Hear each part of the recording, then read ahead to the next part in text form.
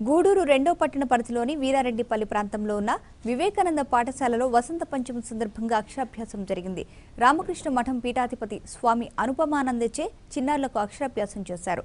ఈ కార్యక్రమంలో పాఠశాల కరెస్పాండెంట్ చంద్రమోహన్ వంశీకృష్ణ, ఉపాధ్యాయులు మొదలగు వారు పాల్గొన్నారు.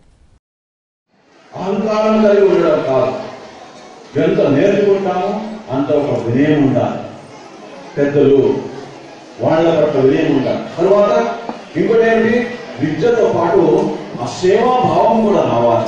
సమాజ సేవ కావచ్చు, దేశ సేవ కావచ్చు, ఇలాంటి ఒక సేవాభావం రావాలి. అప్పుడు ఏమవుతుంది, మన ఇంట్లో ఒక మంచి సదస్సుగా ఉంటాం. కార్యక్రమం పెట్టడం, హోమం చేయడం, పూజ చేయడం ఎందుకు అనే ఒక ప్రశ్న రావచ్చు. మన భారతీయ సంస్కృతిలో విద్య అంటే చాలా పవిత్రమైనది. ఇది మనది ఒక ఆధ్యాత్మిక సంస్కృతి.